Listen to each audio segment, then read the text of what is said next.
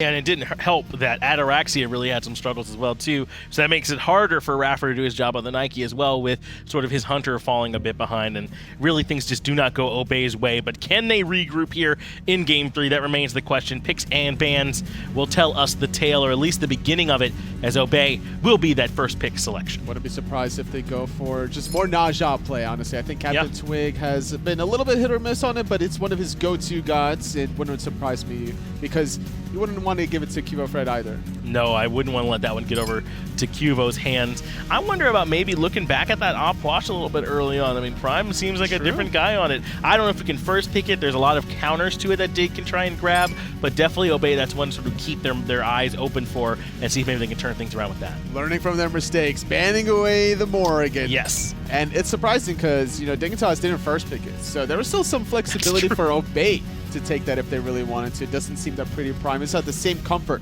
with this god as compared to Zyrhoes. And I get it, right? Because they got Freya and Naja over the Morrigan. Yeah. And I think you're right. You know, you want to pick those two, but I think Zyrhoes is just so good on it that you kind of have to take that one away from him, even if it means piloting it yourself. But I like this. Amma taken away from Trix. This is the mind games between two scrim partners. Yeah. This is just the preferred pick for Trixtank, and apparently for also iRaffer if he decides to run it in the support role. So being able to apply that passive just to, you know, get an extra 10% increased damage on whatever target you're hitting makes it so much more deadly to survive against. Looks like Freya not being particularly valued here, at least not by Dignitas. They're going to grab the Baron Naja, and for good reason, right? Give that on over to Qvo, and then the Baron, I imagine Variety will be the one that grabs it.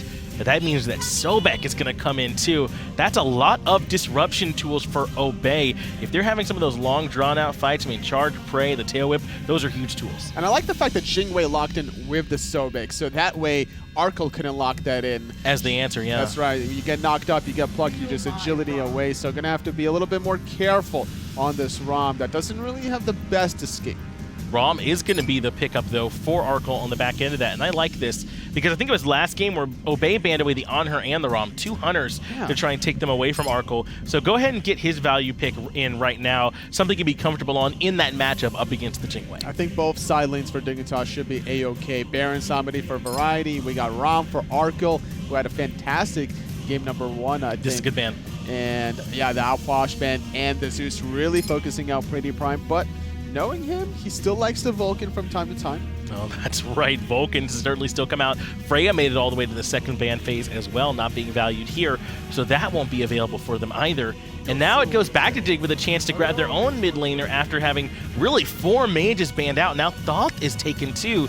That does leave, like you said, Vulcan available. Ra kind of comes to mind if you can feel like he's safe enough here as well. There's still some good mid picks, but a lot taken off the table. What a world we live in where Thoth is like after secondary ban phase. Yeah. Remember how popular it was at the very beginning of spring, where it's like the Thoths, the Dodgies, the Nemesises, and you know, it can resurge every now and then. Yeah. Vulcan and Mercury for Obey. These are some comfort picks right here if I've ever seen them between the Mercury and the Vulcan. We know that what Prime can get done with this Vulcan pick. And there's plenty of setup because Naja doesn't just set up for his own team, he can set up for the other team. That Vulcan ultimate can be right there for him. Very true. So got to be a little bit more mindful if you're QvoFred about when you engage. Plenty of follow-up damage though. Final Judgment there. Gonna have the Bird Bomb, dropping a ring on Mercury, Vulcan, Sobek, Amaterasu. Only Xingwei can really get through it with the airstrike.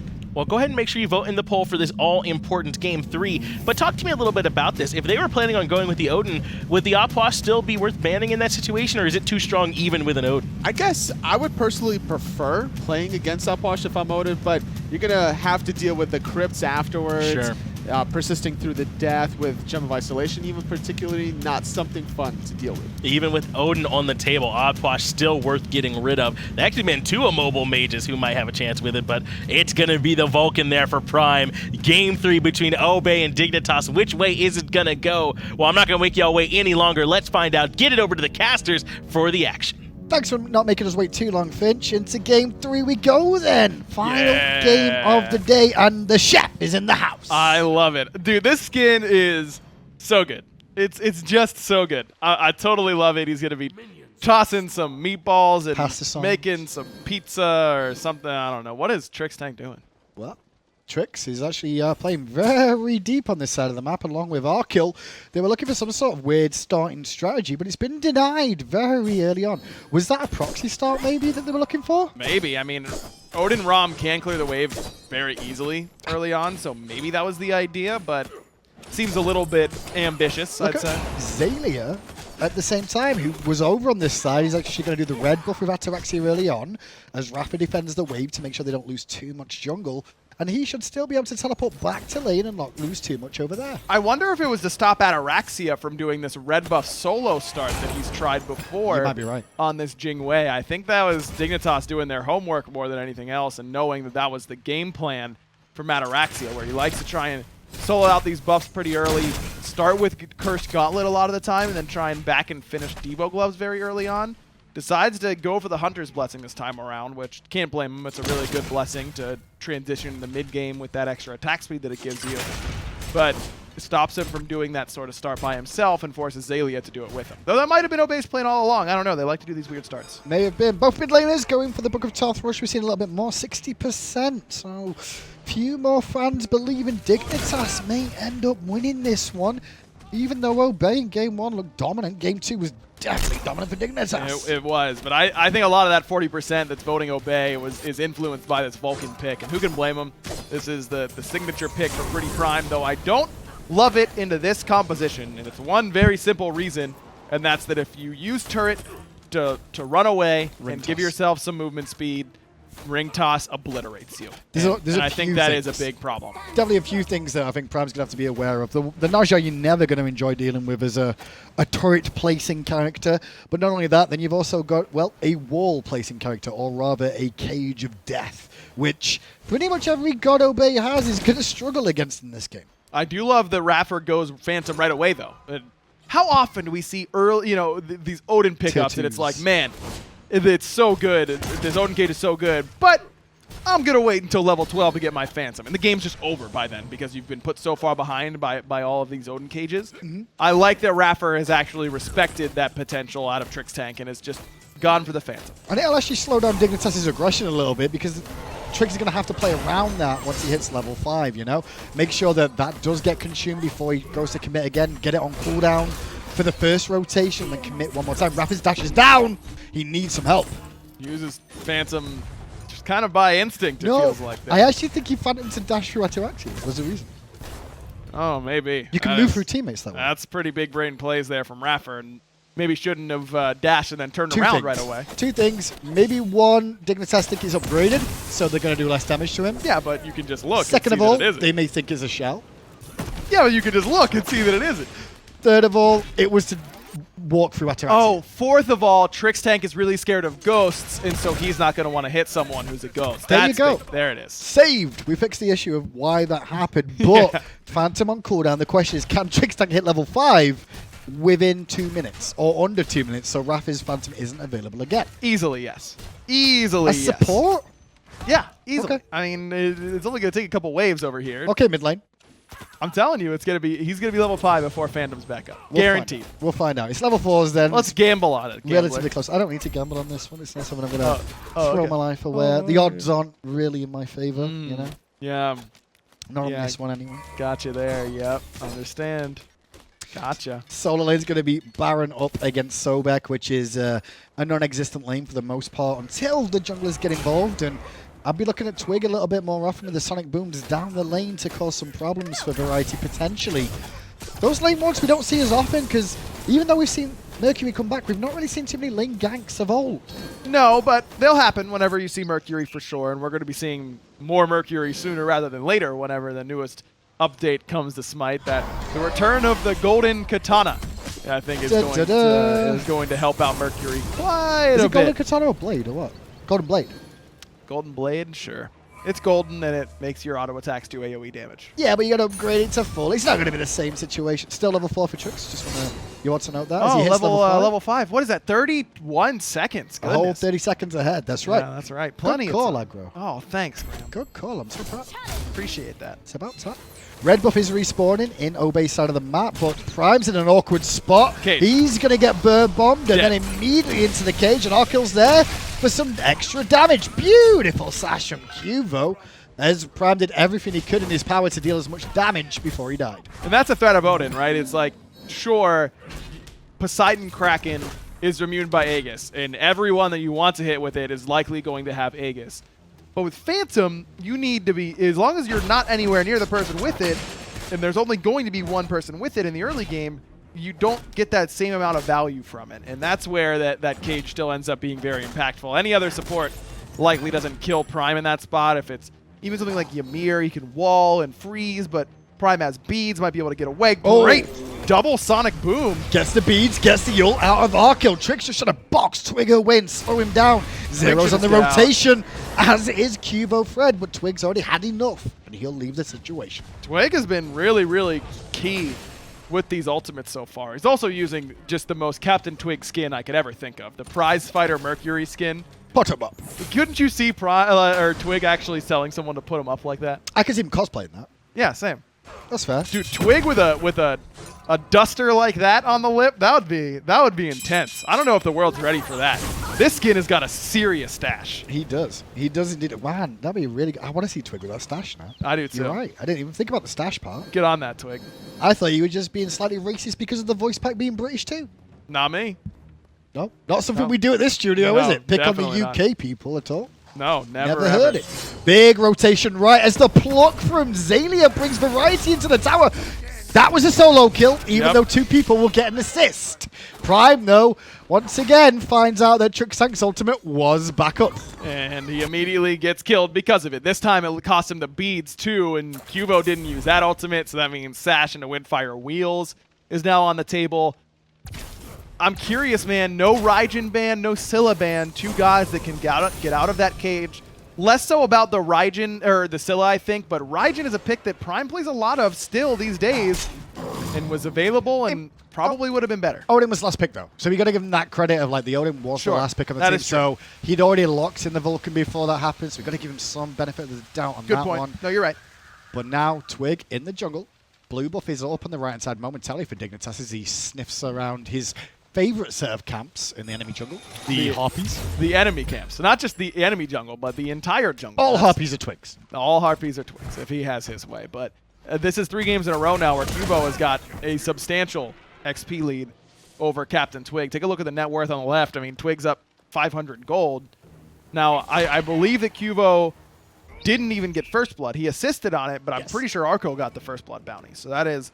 The assists are there, or the assist and the kill is there over just the lone assist for CaptainTwig, but... The gank at the draw lane from Twig was really impactful, and I think that's what put him behind an experience because he did make that gank.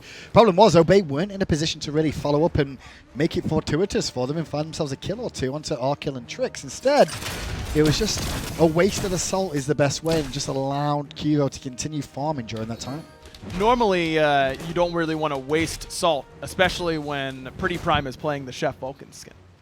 You said wasted assault, and it made in the way you said it in like your British cadence because you talk weird as a British person. I needed to get one in there. Yeah, not me.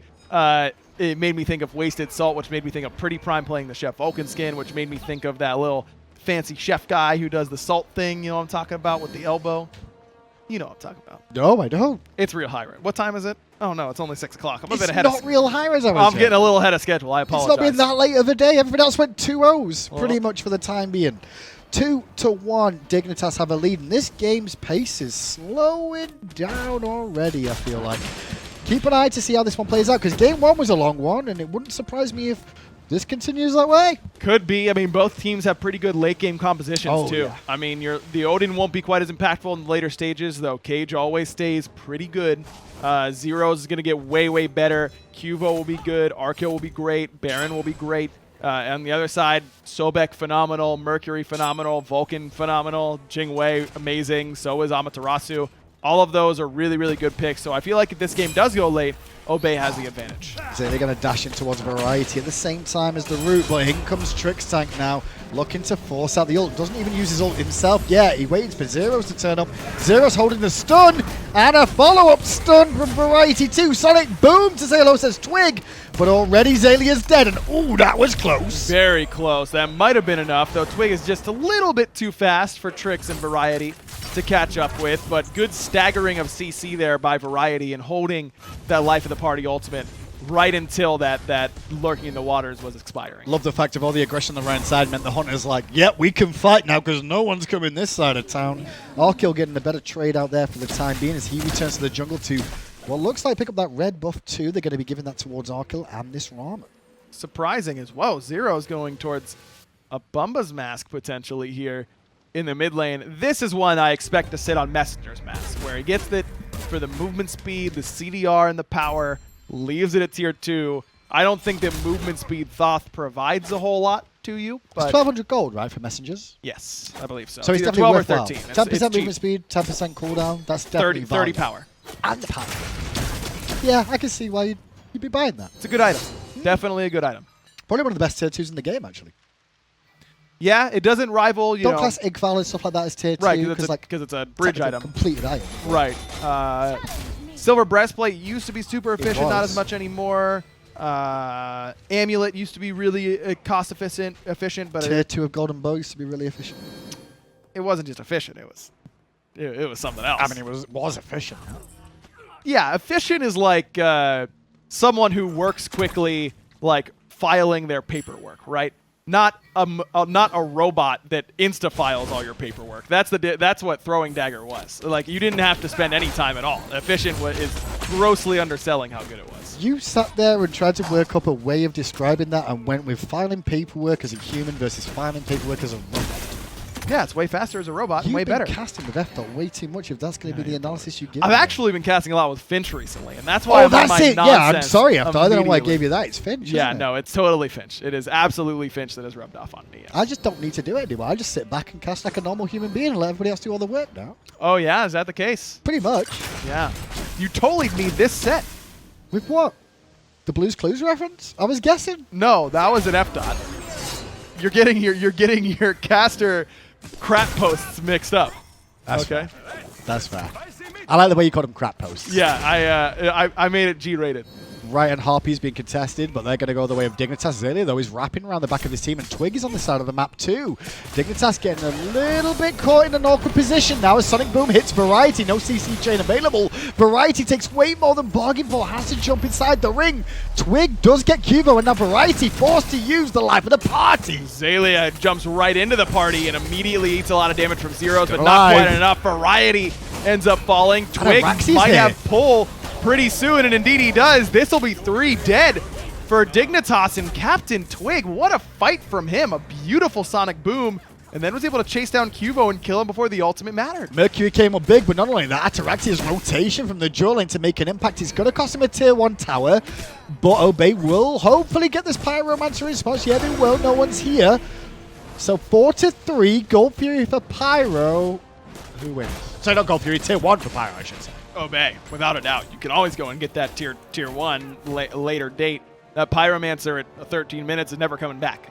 You can only get that once. It'll respawn, sure, but it'll be at a different time with different values in the course of the game. I think that Obey just winning the team fight alone without the Pyromancer is worth that, just because it spread out the farm so much and put Twig in a much better spot. Obey just pulled that Gold Fury for a second, but with Qvo turning up and Xaliea having wind of it, decided against it. Now, though, a couple of lanes pushing up in favor of Dignitas now, so Obey need to go back to farming once more. This presents a window for Dignitas around the Gold Fury. He'll take the Oracles nice and quick. The ring toss doesn't reach that far. Is that the reason that doesn't work? From the Oracles, if you position the Oracles right next to Gold Fury, right, you can ring toss between all 3. Yeah, I thought so. Yeah, you could. I was surprised it didn't bounce that way then. I thought it Well, would. it's because the Gold Fury, if it isn't leashed, is too far. Right. Ah. It'll bounce to it even if it isn't leashed, but it's too far from that distance. Variety going to be engaged underneath his tier 1 tower, lurking the waters to full effect, but extra protections from the life of the party. Dance, Variety, dance as fast as your little Baron legs can. He will fall down to Twig, who picks up the kill, and Xaliea could be under pressure now. He wanted both did tricks, but he's only going to find the back. Blink was expended from Twig to make sure he wasn't on the wrong side of that cage. Xaliea didn't just turn and run. Looked over his shoulder momentarily to make sure Twig was out, and that'll kill you every time. Mid lane, Qvo going to trade out with iRaffer for a second or two now.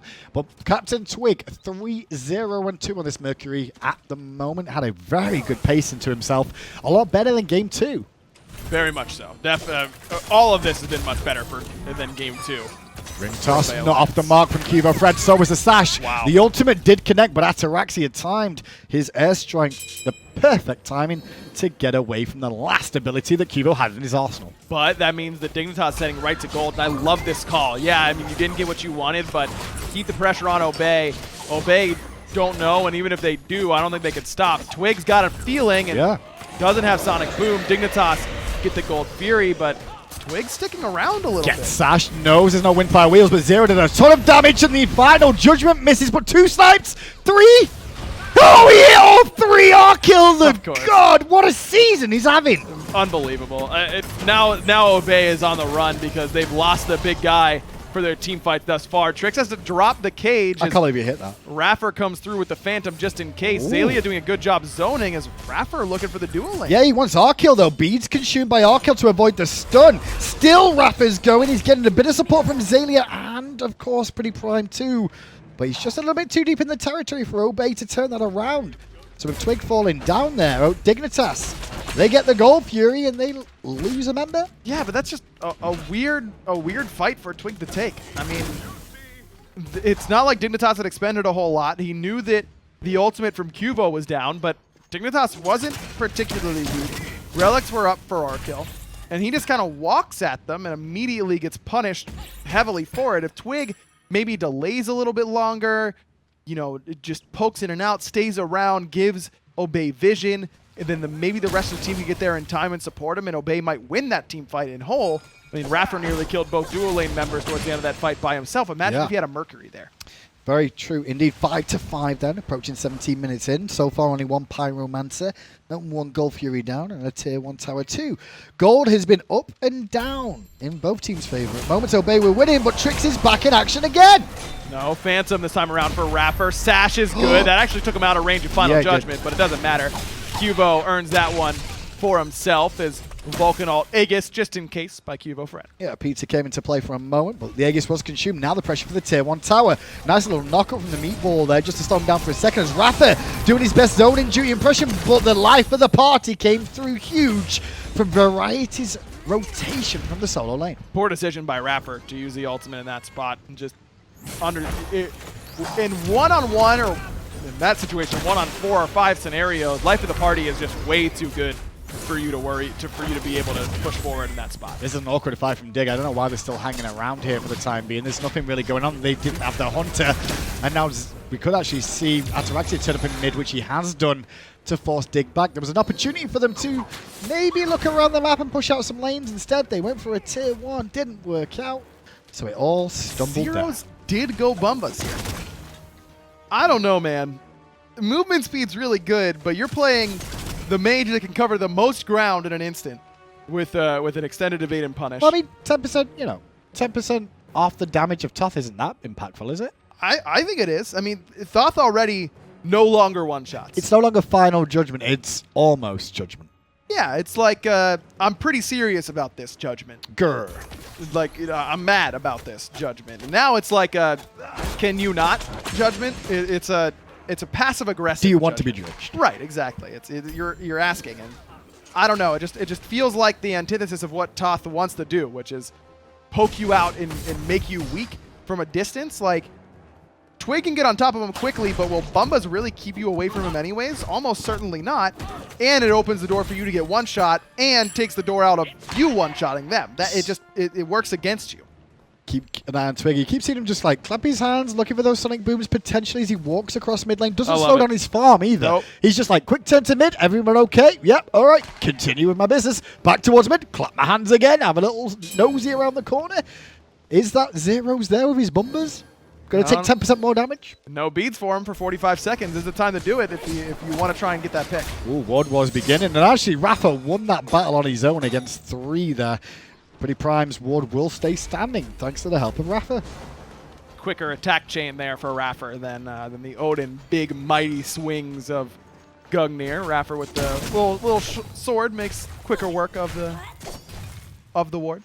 Pyromancer has respawned now as well. Gold Fury up in about 40 seconds time. Wall coverage is in Dignitas' favor, and as we kind of expected with how speedy the start of this game began, things have started to slow down again.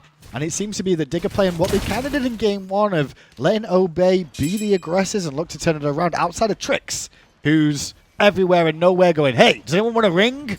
Anyone need a ring? I got a ring here. Anyone want it? No one wants it yet. As Obey get the Pyromancer quickly in front of Zyrhoes' ultimate. Not too simple for them, but they're able to strip it away regardless. As Trix has potential for a big cage, but no one's even close. Only traps Raffer inside, and Raffer's not really panicking. Won't consume the Phantom, so small victory for Obey there. Arkkyl, though, meanwhile, is soloing the Gold Fury.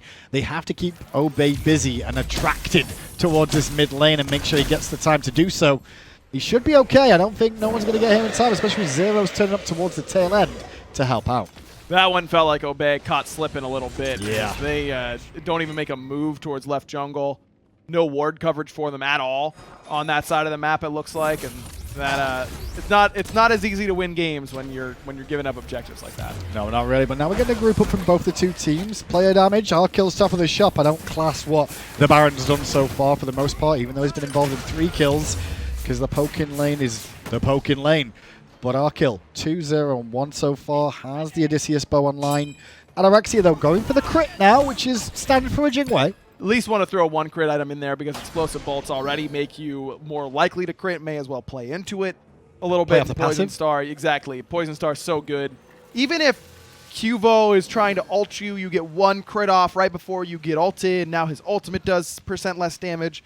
That's a big deal. So I do think this is the right pickup for Ataraxia. I wonder if he's going to go into more crit, and it looks like he is, and I like it because there isn't someone who's going to stop you from hitting them with crit. There's no Kuzenbo, Bologna, or Thorns on the other side. In fact, it's a mage in that solo lane.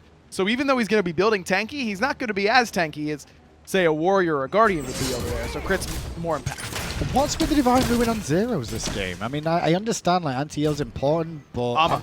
Is it really that Ama's that big? Yep, Ama is such a key player to bring down in mid to late game team fights, and so often she's able to escape by the skin of her teeth with these, switch stances into that extra bit of damage and that extra movement speed that gets her out of there, and this makes it easier to bring her down. There's a good little example of that too, what Raffer's just doing. He's just terrorizing Dignitas a little bit. I think he's trying to bait Trix's ult wherever possible.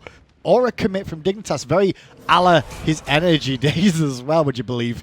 Allowing him to be the one that gets attacked as a tanky Amaterasu and then have his team all in response. It's going to be able to do that with this build so far. It's a little bit more aggressive, but this runic shield gives him some decent magical protection, stops as much damage from coming from Variety in particular. I think that's why we see this runic shield, because Variety is going to be going for a low power damage over time basically sort of build, and Runic will shut that down a little bit more. Makes him more squishy to Zyrhoes, but Zyrhoes going for Lonos, that's less damage that he has to worry about, so I don't mind this idea. So back on the right side, being engaged, and he just blocked Variety there, did Xaliea. But the bad news was his QvoFred was right here, and that ring toss going to get full effect to the best of his ability, thanks to the help of the Fire Giant. Already so tanky Xaliea is. I mean, 5 items completed at just 23 minutes, level 19, now 20. Good luck killing this dude. Crit coming through for CaptainTwig now as well. And we're talking about items because both teams relatively dancing around the objectives a little bit here. As Ataraxia and Arkkyl still going at it in the duo lane. The Gust is now on cooldown and the boxing match continues. Arkkyl might be able to just outright win this because Ataraxia, is just basically waiting for a crit. Didn't have explosive bolts during that moment, so it's less likely, though Poison Star has the hit in 100% chance. Beats down on Prime, and that's a big one. Twig, though, going to aggress onto QvoFred, and a good ring out of Trix. Slows that down. Hunting. Twig still challenging the Sonic Boom. May look towards Zyrhoes. He's got support from Rapid too, but just off the mark, they don't manage to get Zyrhoes at all. Round the back, though, Variety's rapping here. Prime has ultimate, and you can tell he wants to stick around and try and get some value out of it, but he's so weak. I don't know if he really can. Still hasn't back to base, and you really need to be told or tell your team that I'm backing by now. Now this opens the door for a Fire Giant pull by Dignitas to try and force a bad fight for Obey, or it's just a little bit too long around the map without being able to really affect the fight. Not a really cheap build-up from PrettyPriMe so far, as he's now picked up a Divine Ruin of his own. Still 2 items away. That's why you can see a bit of a hair lead for Zyrhoes at the moment, but cost efficiency is the key, and actually a bit more of a lead, I should say, for Zyrhoes. He goes back and finishes some more pen for himself. That is a pretty substantial lead for Zyrhoes at this point. I like the Divine Ruin here for Prime quite a bit. It's so critical in fighting against Baron, and one thing that I think makes Baron feel stronger than he should be a lot of the time is that healing, and buying Divine Ruin will mitigate a lot of that. Obeys player damage. Top of the shop. Support Amaterasu. And then the Sobek and the solo. That's impressive. Oh, well. You just jinxed him. As soon as you mention his name, Xaliea gets ringed and taken out, unfortunately. Just a good position from Dig at the right time, and Obey caught napping again. He's gotten caught napping in the Gold Fury. That happened to the Pyro now. Pyro is going to go down without a doubt. Dignitas get that, and now it's just a matter of where they want to take this 5-on-4 power play. I'd go Fire. No teleport for 30 for Xaliea, though. Teleport's a relic that it's not as easy to follow. iRaffer just avoids the stomp back to his ultimate, but he took a lot of poke there. He needs to regen a little bit. Ataraxia returns a bit of damage onto Trixtank, but he's tanky enough at level 17 to weather that for a moment or two. Twig may look towards the mid lane here, because a couple of members of Dig on the right-hand side. He doesn't have enough vision to know what's going on, but Zyrhoes is so fast. He really is. And he rotated back to mid already? He's already here, and starting to do a little bit more damage, though still not exactly as much as he could have been. He's 3rd overall, or 4th overall in player damage, 3rd on his team. It's not like he's not doing anything at all.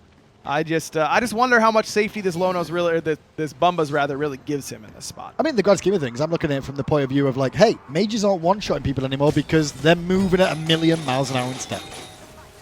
Yeah, I would rather be one-shotting people. Yeah, that's me no, personally. Xaliea goes for a pluck on Variety. Variety forced to beads that, so the beads are now on cooldown.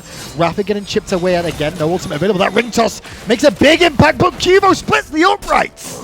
Now plucked back. iRaffer doesn't have that ultimate quite yet. Quvo on the run, able to just outrange that Vulcan ultimate as Zyrhoes trying to keep Ataraxia back. Sonic Boom's available. Hits Variety. Ring drop by Trixtank, keeping iRaffer inside. iRaffer returns with a stun of his own.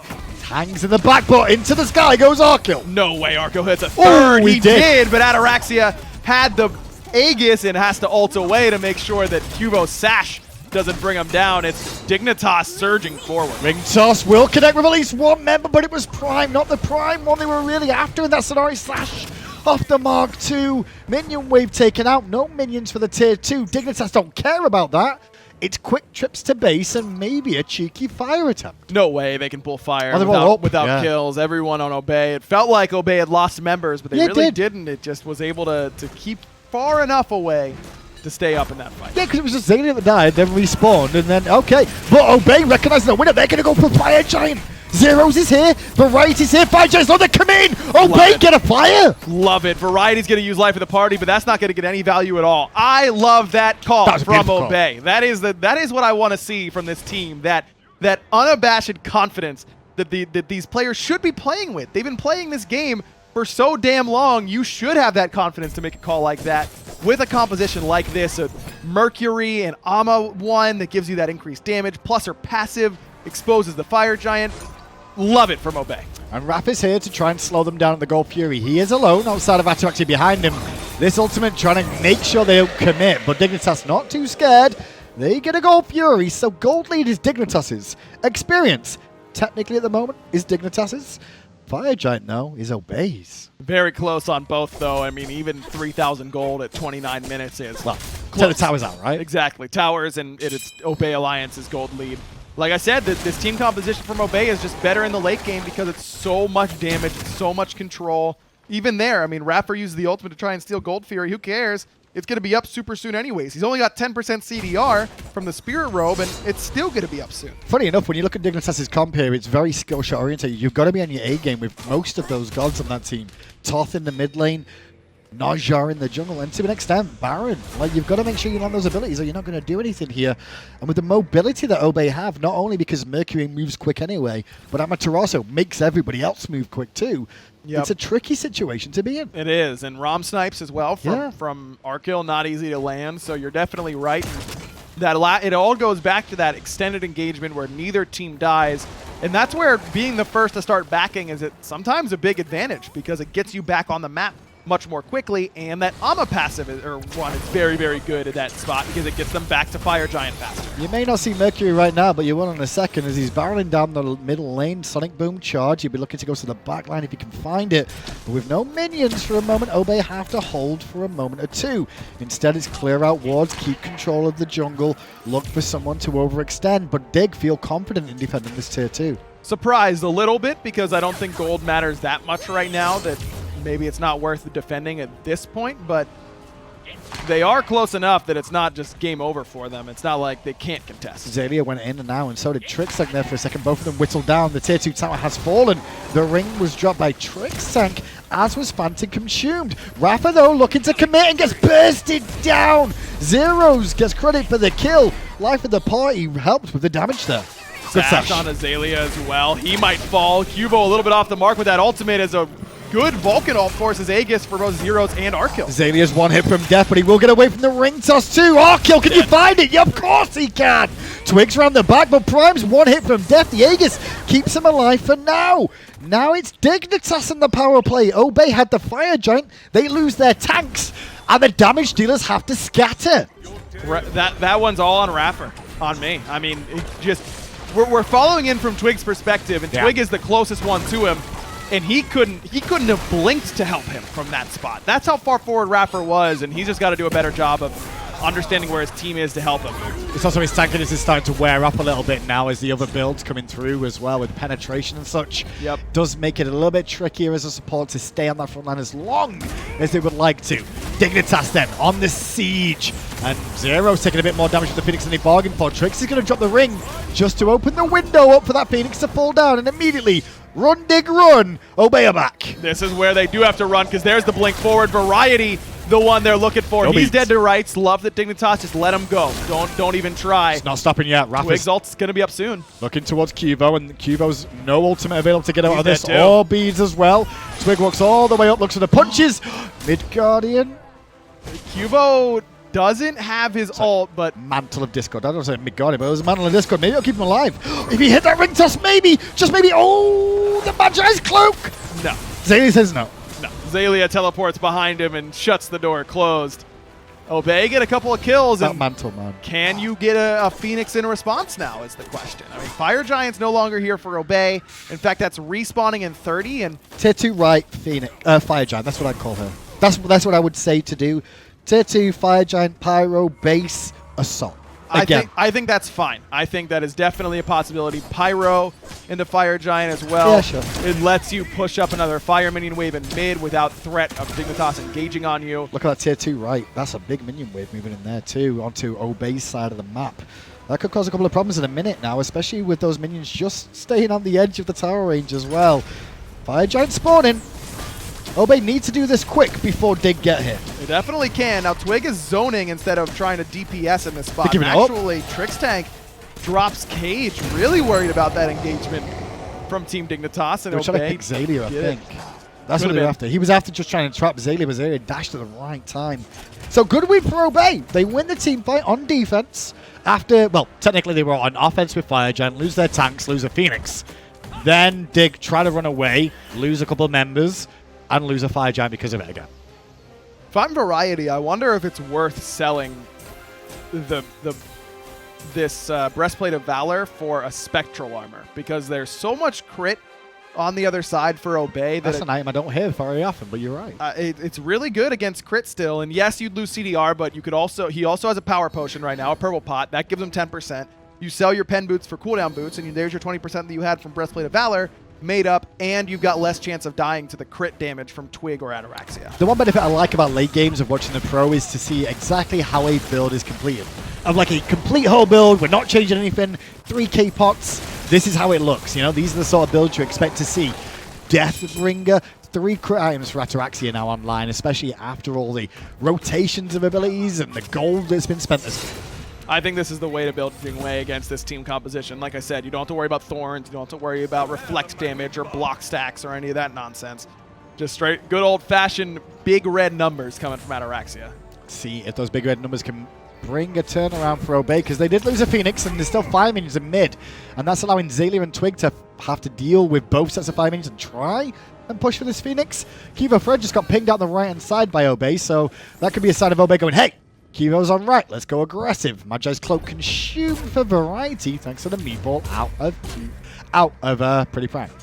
Variety lost the bubble there by Prime's Magma Bomb, or Magma You can't call it Magma Bomb now. It's literally a meatball now. Well, yeah, it's a meatball. It's always been meatball. I want to call it Magma Bomb too. I think it's funny to call it Magma Bomb. I was thinking the same thing, you know. I was like, should I just call it Magma Bomb whenever this all the game's time. played? And then they're like, that's a meatball. I'm like, well, how is that a meatball? I mean, the ability says Magma Bomb. It doesn't look anything like a meatball to me. Twig got CaptainTwig. ulted. He's under a bit of pressure here, trapped in the ring, but Rapper's there to get him out of the dangers of Brighty, trying to pull people around the corner. Ataraxia's stuck against the wall here going, help me! Man. And that judgment would have killed him. I don't think that Aegis was in time. No, it was. It just barely in time to get him out of final judgment damage. But I was wonder if it would have killed him because that Bumba's 10% mask from Zyrhoes. I think it did. I think it kills him in that spot. I was going to say, Ataraxia's health pool, yeah. Yeah, probably. For sure.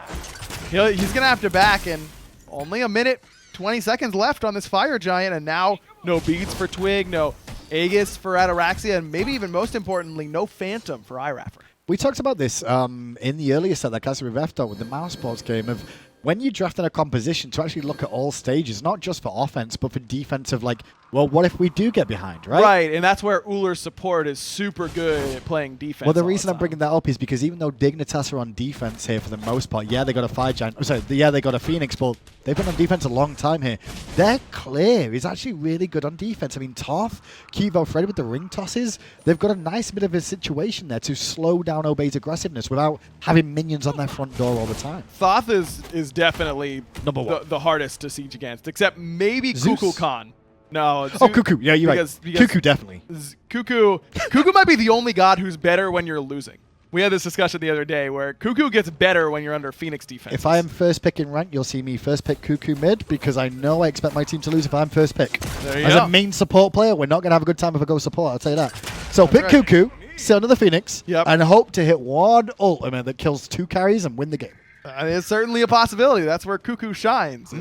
Maybe that's what Dignitas was looking for in this Thoth pick, and it certainly worked out to that same effect, basically, because Thoth so difficult to siege against, though this Bumba's kind of takes away part of that because it's 10% less damage that you're taking. Think of it this way. If you get hit by all 3 pieces of Hieroglyphic Assault, you took 10% less damage from every shot of it. That's a lot of damage to lose out on. This is gearing up to be a really big world championship this Season 5 one, because I'm looking at this, Obey, Dig, and they're both in Obey's finding form is the first thing I want to say.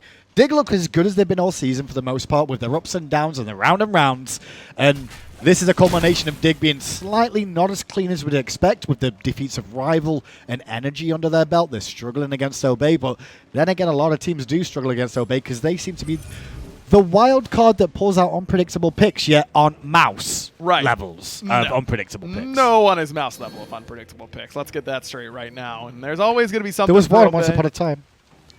The Randozos. The Ran Gang. Randozos. Ran Gang. That's baby. the only team to contest mouse for like the most unconventional. Okay, but let's call a spade here. It's because Ran Gang was not prepared at all. No one was prepared. No one was prepared for the gang. And they just picked stuff because that's what they felt like playing that day. Maybe that's what Mouse is doing too, though. I don't know. Oh, Twig got trapped in a ring, and he's under a bit of pressure. Sonic booms to buy himself a second, but Cuvo was there with the answer straight after. He took a bit of damage from that. Where's the pizza is the question. Variety has the answer for Twig. Trixtank trying to get back towards his team as Raph is still committing towards Cuvo. Cuvo's pretty low, and Xaliea still keeps that chase on going. Beautiful. In fact, cuts him down with the axe shot. Great shell from Raffer, but Xaliea gets sniped out. Variety able to get the hit. And still the Rapper slinks away just in time. Xaliea, CaptainTwig, then Cuvo, then Dignitas on the advantage. Now Fire Giant's available here, but they're still chasing a couple of members who are lazy backing. Zyrhoes' mobility and range is allowing them to stop the backs, and seeing those backs, Dignitas go to the Fire Giant. I just don't know why Twig tried to Sonic Boom towards the right instead of just hugging that bottom side. CC. Right, but if you just hug bottom side and wait for a Raffer to get to you and phantom you, then you've got a much better chance of getting out. It's a fair point. I can completely get it. I'm just trying to say what he was doing, you know? Right. Like, well, am I going to get sashed waiting for this straight after the fact? So the Windfire Wheels, the Sonic Booms did get the Fire Giant. That's their first one. Considering Obey got the last 2. Weakened middle Phoenix on Obey's defense, and I guess we should start talking about Obey's defense a little bit here. Vulcan can defend okay. No Thoth or Kukulkan, but pretty decent overall. Ataraxia is pretty good on defense because you can knock up a tank that's coming at you. And Sobek. pretty quickly do that. Sobek is good at starting engagements off pretty decently. Ama as well. The defense is fine, not as good as Dignitas's. Look at all those sentries. Doug, the best raw solo we have on offer here at the studio, if you didn't know.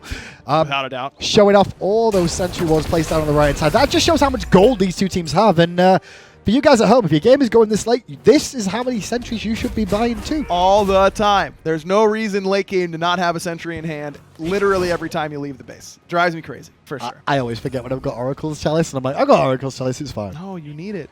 I don't understand this last item, Hide of the Urchin from CaptainTwig. I am not a fan. If that's a Mantle of Discord, sure. I'm about it. Is it too late? Is the reason for the stacks? Yeah, I mean, if you get 3 stacks here, you've won. Like, you've won the game. You don't need the stacks anymore. Well, it depends on which targets too, I guess. Hang on.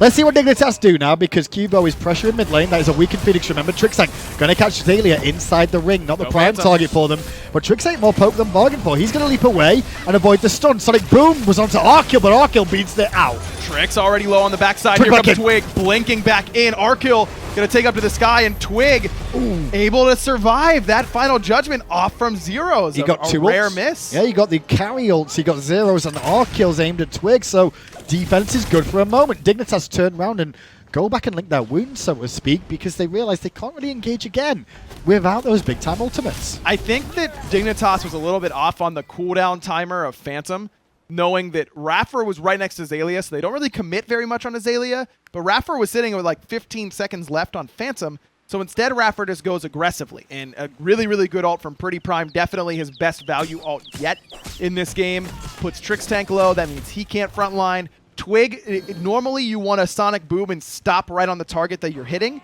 but in that case it's actually better to do what Twig did, which is just carry yourself all the way into the abyss and make the focus of Dignitas split up. And that's exactly what happened to Dig. But they're back on the aggressive again now, starting to siege up, bought a couple more items, or should I say wards and extra potions that are available to them at this stage. Next up, though, I will say, Xaliea, you don't want to be using the Phantom for Xaliea anyway. You want to use it for anyone but, really. Pretty He's much the frontline tank that, you know, you're just going to have to hold that if he does end up getting bursted down, they invest that much into him. Completely agree, and you really can't at this point. I mean, No. he is so tanky and might even have a 3K defense pop by this point.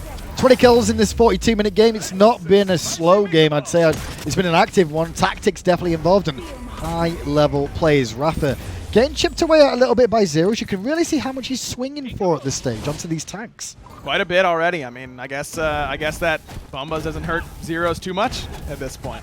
Not at the moment. This poke from range is just all Dignitas want. They've got Fire Giant for, well, not too long, actually. It's going to wear off relatively soon. If they're going to commit for something, they need to do it sooner rather than later. I'd rather have seen the 4-man of Dig in mid, because that's a weakened Phoenix, and have the left-hand side be Quvo. It does make it so that Quvo has a much better chance of actually getting the weakened Phoenix. That's true. Than in giving your team a better shot at getting the unweakened one so far. But you got a better shot of bringing that Phoenix down relatively quickly if there's a small window for Arkkyl. This is the wave, and gets both tanks. Phantom used by iRaffer. Xaliea dashing out, but iRaffer doing the opposite. Got 2 with the stun, but Living Nightmare follow up, and a big ult gets the Aegis out of both carries. Sonic Boom to the back from Twig, didn't really find a target, he was after. Ataraxia though gets a big crowd to Quvo, he gets juggled in the air. Still though, CaptainTwig in the back causing That problems, heal. and that crit was huge, but Arkkyl does survive, and the heals come through, as you mentioned, from Variety. Variety's Consigned Spirits there was huge. That Yeah. got 3 different people back up outside of kill range.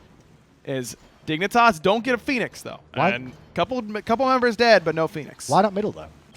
I'm a bit confused about why not the middle Phoenix at that point. 2 members dead. Xaliea Twig, they're very limited with Rapha's ult being on cooldown on engages. That could have been a middle Phoenix now. Yeah, but Ataraxia is a full crit, 3 cave pot stacked to the teeth Jing Wei, who still has her ultimate. And his relics, and I guess with Prime and Ataraxia both having relics up, and Arkkyl I doesn't guess have Dig knew either. that. Yeah, Yeah. Arkkyl doesn't have either of his. Variety doesn't have either of his. It okay. makes it a little bit less appetizing for sure. Plus, Fire Giant's coming Fire up, Giant. and this lets you get positional advantage, ward coverage advantage, while you still have the couple man advantage. It's always funny with those stages because you're like, you can fight for either argument of like, should they have done Fire Yes. Giant, should they have done Phoenix there, what were the options? It's up to Dig at the end of the day, and so far it's working out well. They've been on the defense for large portions of this game. They found off the first Fire Giant that Obey got a Phoenix in response. The second one, well, They survived that one, kept the Phoenixes up is the best way I can explain that, and then they got a fire of their own. And now they're going to get another one. So it's going to be 2 and a 2 on Fire Giants, 44 minutes in the game. And I don't see this ending soon. I'm not lying. You got water here. I mean, it's gonna get ugly. It feels like at this point, and ugly in the sense that it's gonna be a couple of these just mashing into one another on these Phoenixes because both teams have good enough defenses. You basically are looking to have someone make a mistake where a relic doesn't get used or an ultimate completely whiffs, and that's your window of opportunity. Listen, Obey's just sat there. Twig's just like, listen, guys, you just got to chill for a minute. I'm trying to get my stacks online for my items, okay? Let's just hold out a little bit longer, and I'll be at full build. I'll laugh if that gets fully stacked this game with how long it's going. It could. There's no way. How do you know? There is just no way that he gets another 7 stacks on that without the game end. I mean, the way it's going, these fights are going like 2 for 1, so a kill here, a kill there, and then keep resetting. Yeah, okay. If this game goes 68 minutes, he'll get it. It could be the longest game in history, this. I don't know. We'll find out. I mean, any game we load into could be the longest game in history. Who knows, you know? That's part of the fun. It's always entertaining. That's the gamble that we take every day. That's why you love this job so much, right, Graham? Because you're gambling. Listen, what it really is the reason I love this job so much is when I get to see creative support characters with no forms of CC outside of one, a stance change, and requires beats to work. That's what I look forward to. Yeah, I love that. That is my Doesn't happen often, right though, you know, which is a shame. But sign me up. Here we go again. Dignitas back to the left-hand Phoenix with the Fire Giant one more time. Back to mid lane goes QvoFred and being kept in check by CaptainTwig, as you'd expect. The sonic booms, especially to the left-hand side, are very useful if needed to help out, and both of these having Magi's kind of slows down their aggression towards each other. Neither can really kill who got the other. poked there? Xaliea got hurt really hard. iRaffer down to half as well. Ataraxia a little bit weak. And Zyrhoes trying to get it going. Phantom needed there by iRaffer, and it was needed. That feels a little bit weird to see him only Phantom himself, but I do think that was necessary. Xalia's back in action again as Raph is still hanging around, and this is about like chipping away. I like the teleport because he expected to run down the lane. Yeah, but I mean, he could have easily been there. He teleports from his base to his Phoenix at that point. It's not the worst TP we've ever seen, I'll tell you that much. No, it's not the Wolfie TP. The left-hand Phoenix, though, it has been whittled a little bit. So Dignitas have had a bit more success than last time at trying to get into this. Trixtank going to tank up a couple of shots. Xaliea on the front line dashes away from the root to try and avoid some of the damage, but the Phoenix is getting low finally. This could be a Phoenix for the first one on this left-hand side to fall for a minute or two. The year is 2073, and Dignitas is about to get Obey's left side Phoenix. This could be the one. Final Judgment removes Ataraxia. No Aegis, no beads consumed, no a chance of. Xaliea out of action too. Phoenix finally falls down, and Dignitas can go, yes, we did it. We can now look for the middle Phoenix. Ataraxia just a little bit slow on the Aegis in that spot. Like I was saying, you need a missed relic or something like that, and I'm kind of with Nate in that spot. I did not expect Final Judgment to do that much to him. No, neither did I. But even with the Bombers, who cares? Sonic Boom charge from Twig. He's looking for an angle, as is QvoFred, who misses the sash. He throws Trix into an awkward spot, but Qvo finds a prime target on the back of Xaliea, who's left alone, but not enough for the kill, but enough to force him back. Mid Phoenix, remember this is the weakened one, still taking a decent amount of time. Another huge Sonic Boom. I think Twig hit all 5. But there was no follow-up after it. Middle Phoenix does fall. Xaliea comes in. Xaliea goes out the hard way. This could be game real quick. There's a lot of damage on Dignitas that could just end this on their own. They don't need to go for the kills, but they were doing so. Twig's got to come around the back and try and make a play happen. I don't think so. Dignitas going to take it over Obey Alliance, but man, did they have to earn it. Credit where it's due to Obey's level of performance in that one too, and agreed. It's bright sides and bushy tails for them, because I think going towards the rest of the split now, you've got to consider Obey. You can't write him out. The whole year's been lackluster from them. Obey have finally turned up in 4. Agreed. I do think that this is as encouraging as a loss as Obey could have taken in this set. They won't come away feeling great because it is still a loss, and this would have been a huge game for them to pick up. But I do think this is something they can build off of. I think that Mercury is going to be a pick going forward for CaptainTwig. He hit a bunch of really good Sonic Booms this set.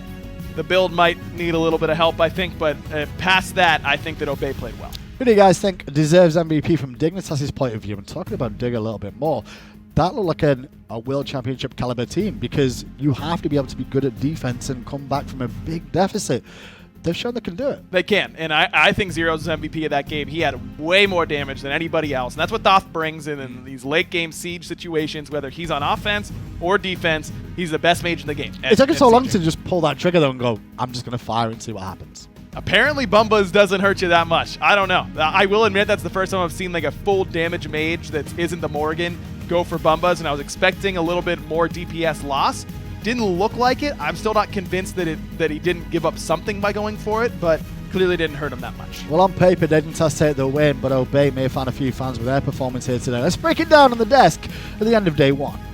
Thanks, Hindu. Thanks, Ryan. And a bit of a doozy there in that last set, but it does come out in favor of Dignitas in the end. Finch and Tola here to kind of close things out. And Dignitas stay undefeated, but I don't think unscathed here, Tola. That looked close. Definitely not. The first game was a little bit rough around the edges for them, being able to bounce back in games 2 and 3. Very impressive stuff from the Black and Yellow squad, getting their 4th set victory today. And they did get 2 different types of victories, right? Game 2 was pretty much smooth sailing for Dignitas, but Game 3 was anything but a 48-minute slugfest, essentially, where really some of the momentum was there behind Obey. They were the ones sieging into those Phoenixes, trying to find the victories, and the play that kind of sticks out for me, I think, was around the 30-minute mark, maybe a little bit later than that, where iRaffer kind of goes into the Phoenix a little bit too far ahead of everyone else, right? He ends up falling. Obey have to fall back on the back end of it, and I think Dignitas kind of were the ones with the momentum, or at least the ones sieging from then on. Thoth is definitely one to punish somebody that overextends. I don't blame iRaffer necessarily for trying to make a play like that. When you're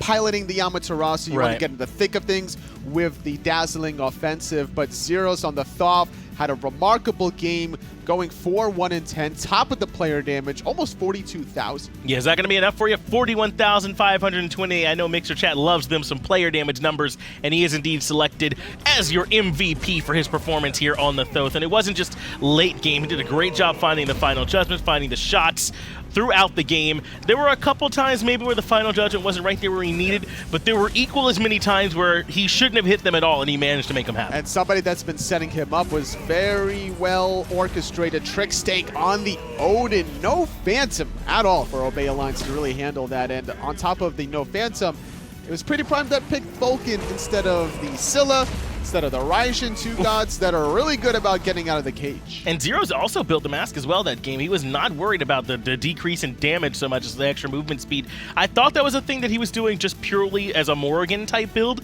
but it looks like Zyrhoes just might kind of like that on his mages. It's also a little bit of cooldown reduction. You get that 10% factor to get going, so it's not the worst thing in the world to be able to go for it, and I think that there's still some merit to the madness, especially when you're going to have to get away from a Mercury. Yeah, someone's had to beat Zyrhoes before they can convince me that maybe Zyrhoes is doing something wrong, because right now, my man's looking pretty good. Really, the entirety of this Dignitas roster is, but the question I want to pose to you, Totally, is this a moral victory for Obey? Can Obey feel like that they, even though they lost, that they were close to Dignitas, they got the closest out of everyone? I'd say so. This is still week 3, like the very beginning of week 3. Right. Beating out SK and Rival in week number 1, losing to Energy, nothing to scoff at in week 2, losing to Dignitas, nothing to scoff at either. And the fact that they even found a victory against Rival is impressive to me as a fan, actually. So they still got some stuff to work on, I would say, losing just 1 game against SK. Not the brightest side, but still a solid performance, I would say, coming into week 3 today. Yeah, and they still have 1 more game to play. It looks like Rival Energy, sort of played their games. Dig still has 1 more to go, as does Mouse and SK.